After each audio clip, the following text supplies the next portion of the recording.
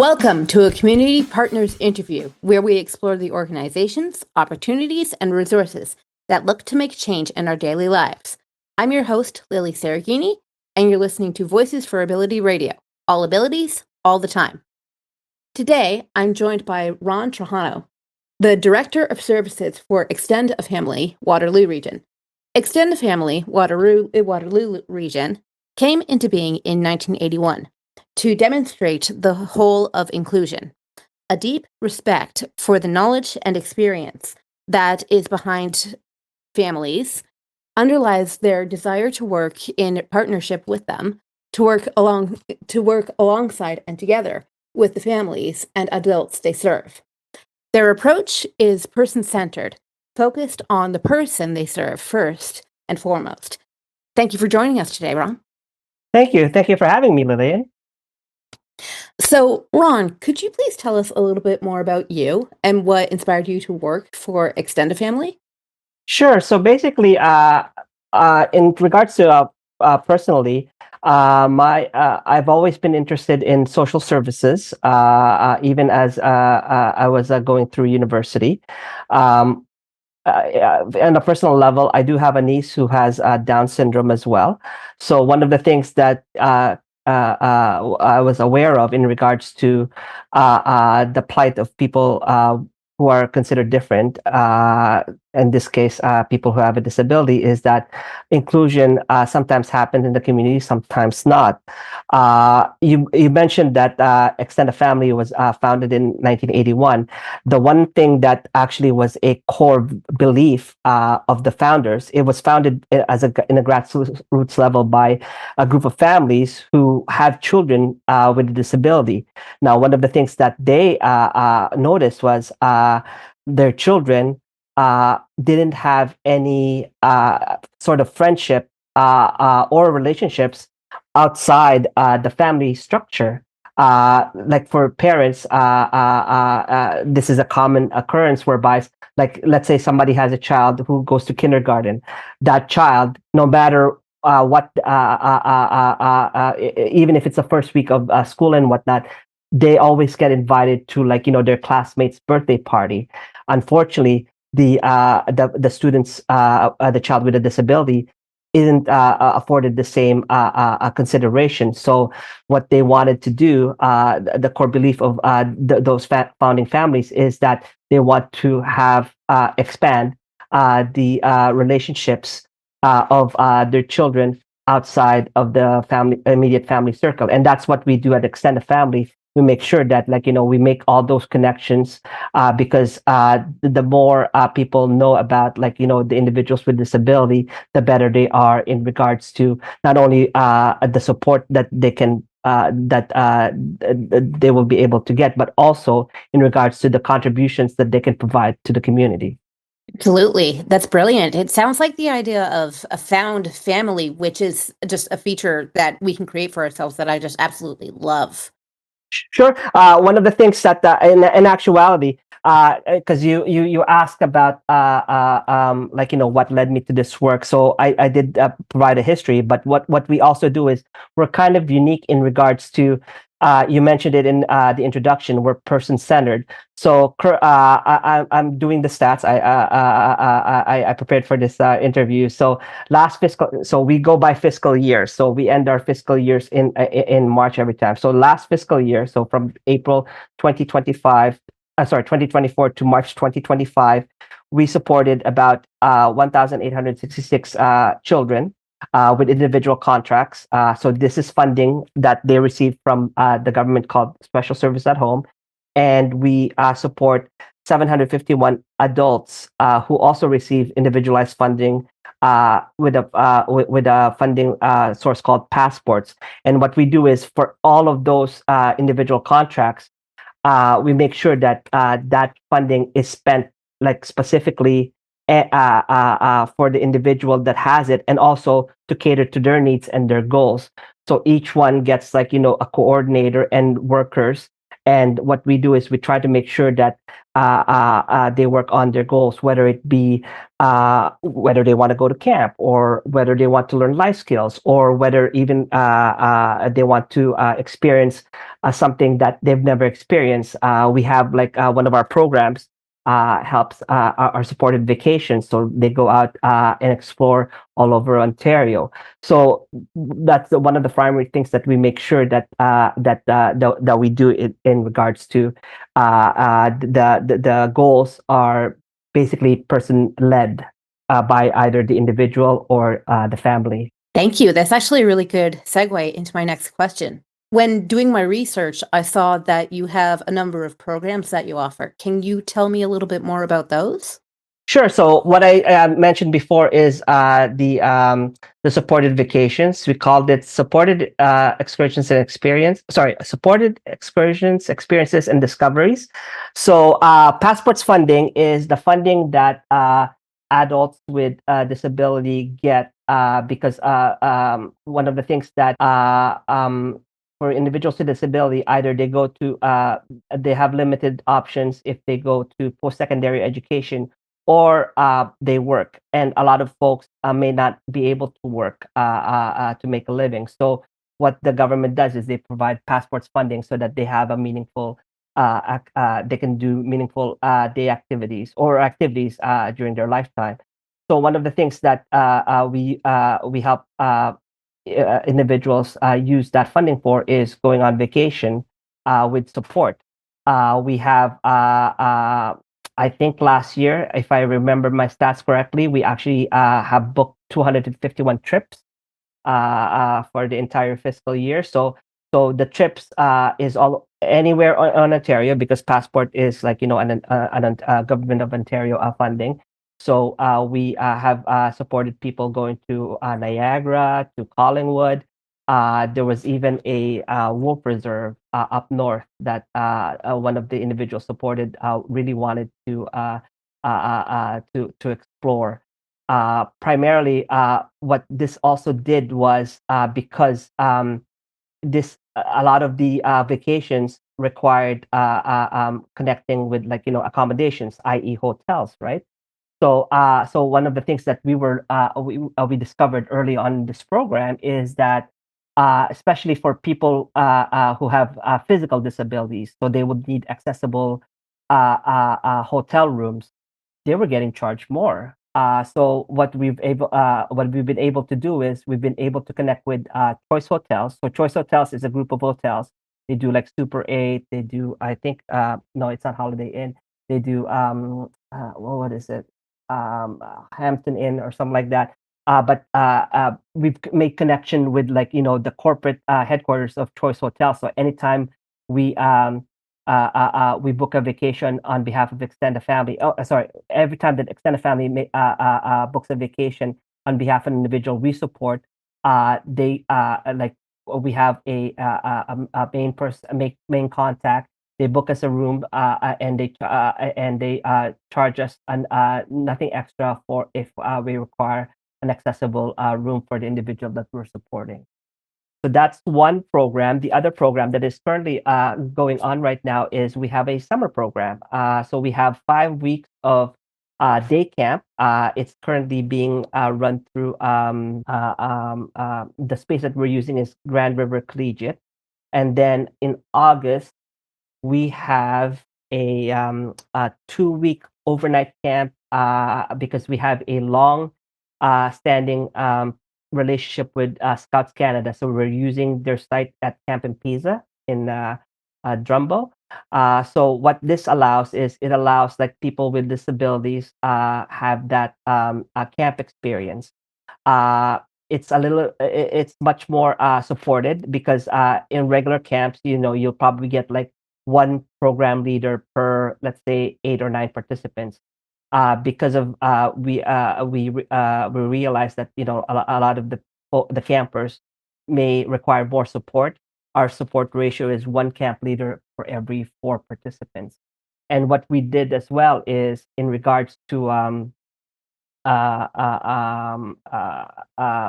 making sure that people are included. like anybody, just not individuals with disability. We've started a leaders in training program whereby they get a certificate. It's similar to like what you get in any municipal camp, whereby it provides you with training to become a camp leader that you can utilize when you're looking for a job. So we've started a leadership and training program. So it's attended both by individuals, sorry, teens with a disability and without a disability. The idea came to us because a lot of the campers were actually asking us. They've attended our camp for a long time, and they expressed that they want that kind of training. So what we did was we piloted this program and ensured that to be more inclusive, also made it available to teens without a disability. Excellent. Thank you. That's very educational, actually. You've got a lot going on. I would provide more information, but I don't know like your time because I could go on. Like, but one of the things that we also just to highlight, we do have a lot. What we do as well is we create a lot of partnerships. So we started a partnership with the Kitchener Public Library, whereby we before our partnership that started this past September, we were doing a teen hangout group. So basically, it's offered to teens with disability, kind of like a drop-in program. The KPL like saw our program and was interested in partnering up with us. So what we did was we got a memorandum of understanding whereby they have offered like their space at the downtown Kitchener Public Library. They will provide the staff. They just ask that our contribution to that event, sorry, for that session is that we also provide a staff just in case, they need additional staff for people with a disability, and that the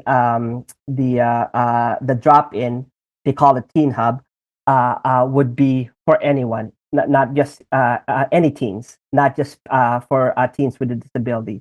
So we've been running like at maximum every week 20. I think it's between 20 and 25 teens drop in for that program.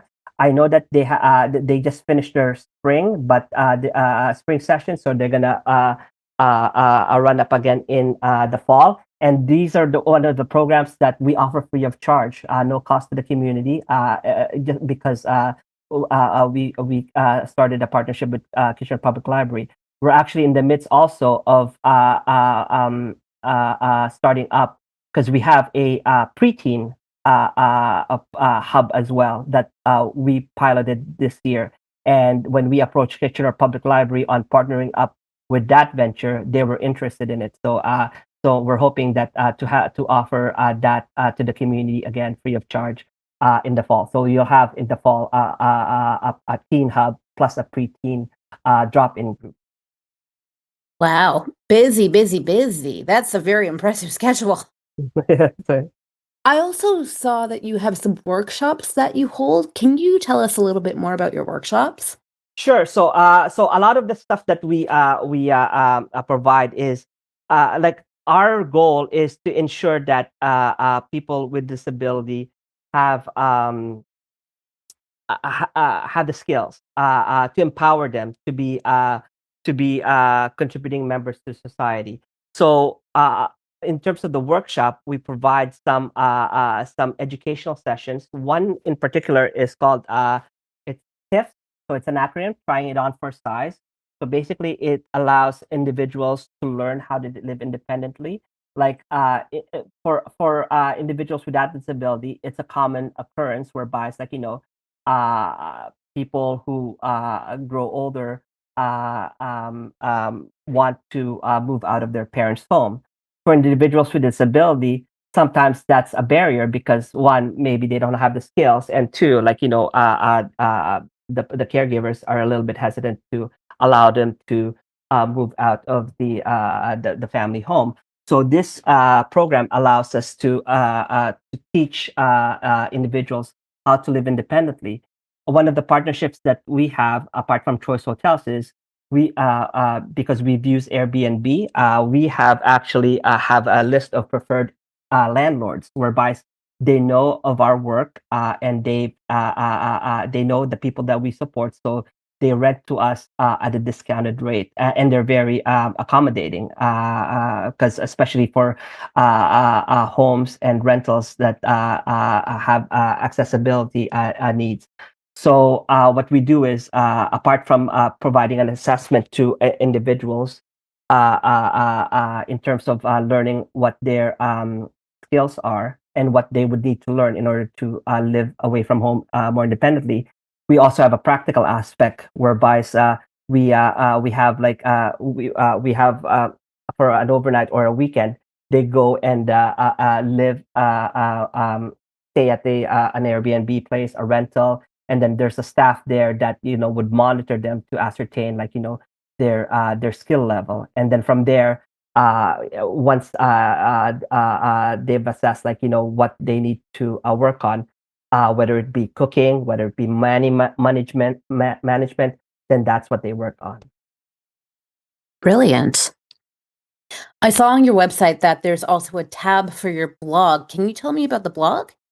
The blog, it's too bad that my communications coordinator isn't here, but we're very active on social media. So apart from the blog, we're active in everything from Twitter to Instagram and what you call it, Facebook as well. So apart from us, we've actually we have our own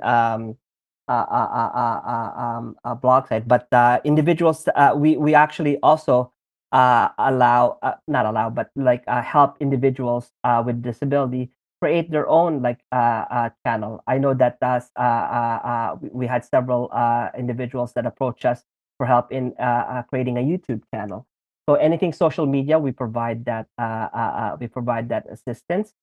It allows for more connection, because as you know, with electronic age, that's how people get connected. So people that we support get connected with other people with a disability that they don't support, and that's how connections are made. So a lot of friendships happen because of these connections. The other thing that we're proud of is, and this is not primarily a service for individuals with disability, but we have a lending library. We call it the Kitchener-Waterloo Library of Things. About 8 years ago, we started. We thought, because our location is in the Mount Hope area, so it's in a residential area. So we thought, what could we give back to the community? So we got this idea of because it's the idea of a lending library, a tool library. Basically, those tools that are expensive, whether it be like a power saw, a power drill that you only use maybe once or twice a year, but they're so expensive. So we have an inventory of tools, of camping equipment, of small appliances, and for a membership of $50 per year, people can access can borrow those tools, and is similar to what a library does, they borrow it for 2 weeks and then return it. So we have an inventory of over 1,000 items, and as I said, for $50 a year, they don't need to buy any tools, because they can borrow it from us. And as of April this year, I think we are reaching about 400 members, and all of them in our neighborhood.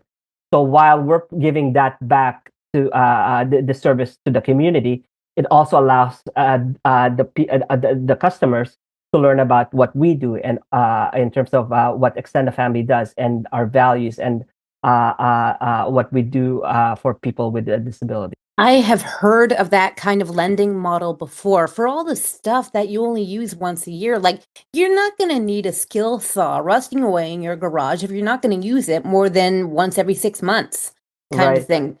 That's absolutely brilliant. I love that model.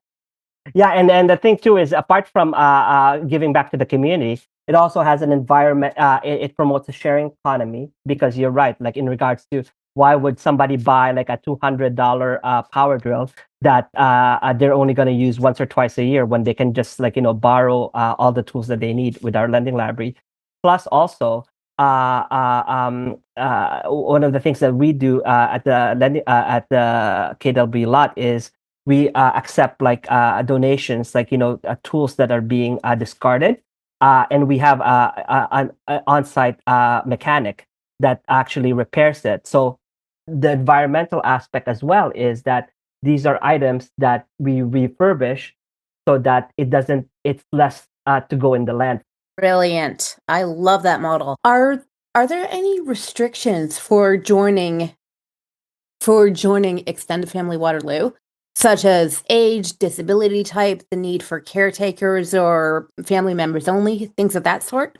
It depends on the program. So one of the things that because we're funded by the Ministry of Children, Community, and Social Services, primarily we serve in the children with a physical and or developmental disability, and then adults with a developmental disability. However, we have made, as I said, like we've made strides in regards to expanding like the population that we support, whereby like I mentioned the summer program, whereby we have like in the teens who have no disability attend our leadership and training program.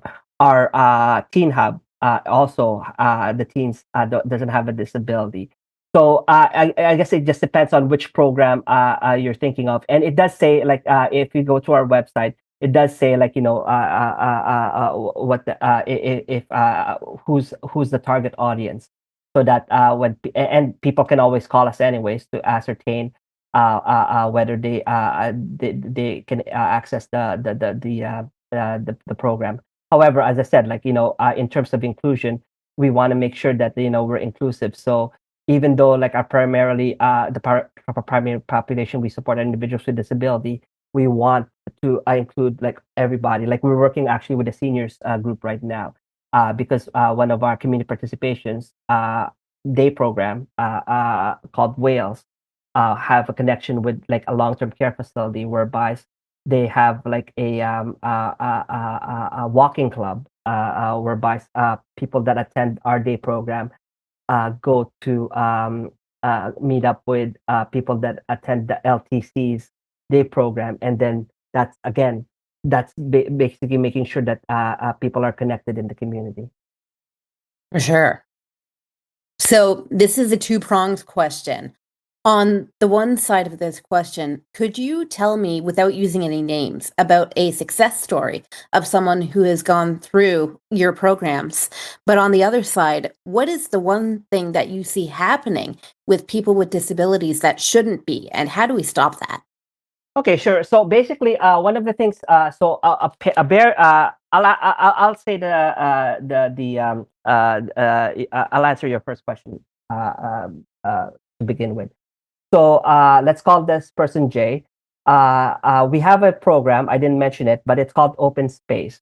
So Open Space is another program that we provide free of charge to the community. So basically, what we do is 5 days a week, Monday to Friday, we've connected with several property owners in the community, whether it be the library, Conestoga Mall is another one. Um, uh, there's a mall in Cambridge that we use. There's another library. I forgot where it is. Unfortunately, the site. But what we do, what they've provided us is a space to meet up, and it's not necessarily just for individuals with disability. It's open to anybody. We have a facilitate. We have two facilitators that kind of like gathers the group and make sure that we have they have connection they connect like they facilitate like connections with the participants.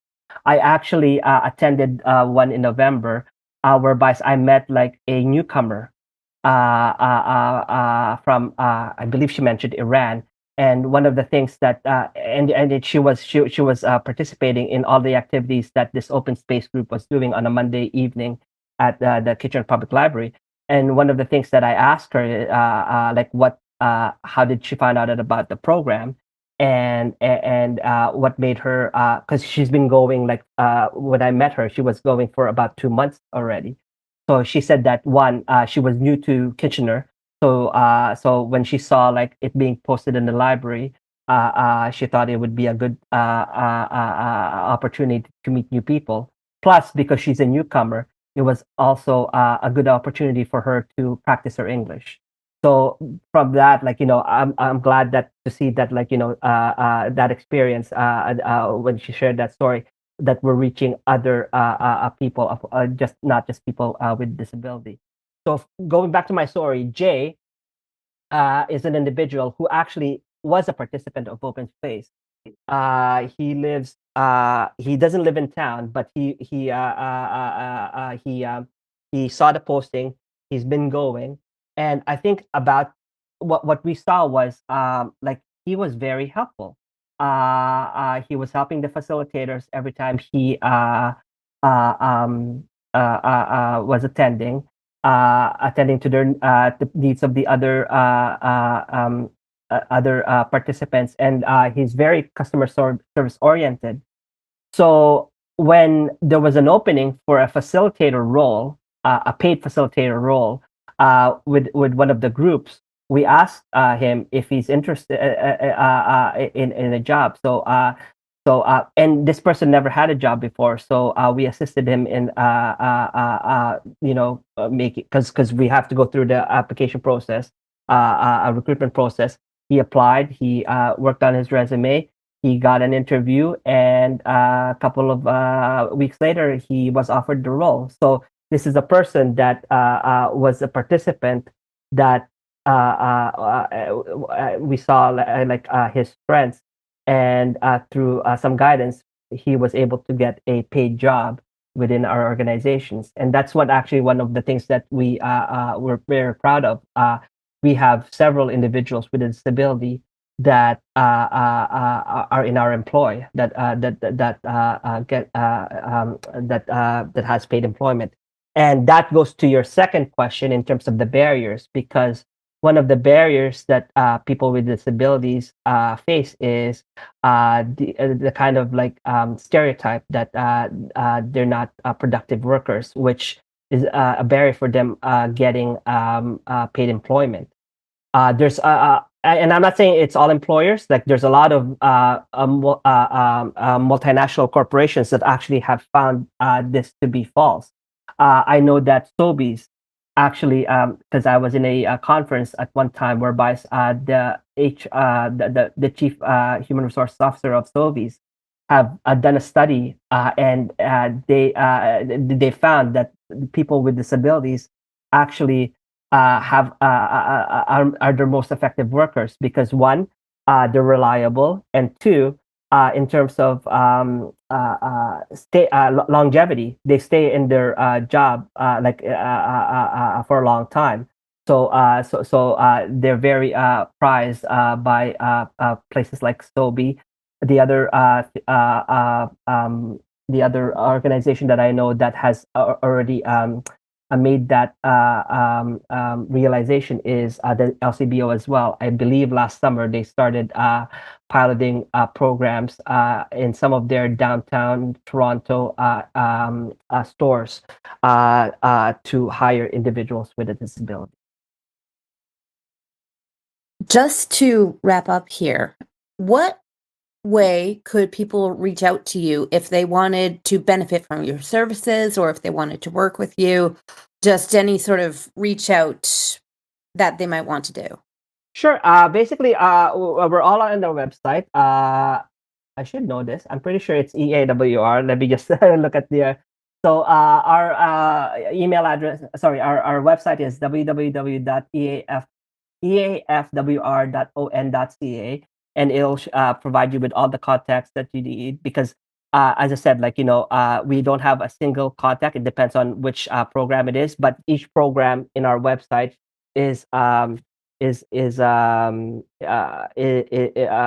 the contact information or identified in the program description. So that's the best way to reach us. Also, We do have a general email address. It's info@eafwr.on.ca, and we're pretty good we get back to individuals less than a day. So that would be the best way because we do want, like, the reason why we go by email a lot more is because in the electronic age, especially when people are like in our office are working hybrid, uh, you make it people might call and might not get the person right away because they're not in the office, and we are mostly in the community as well. So email would be the best option for people to reach out to us. Excellent. That's a very quick turnaround too. It if there's anything that anyone wants to know about you, what's the number one thing that you would say? I'd say that in regards to our values, we believe that everyone, regardless, and this is not just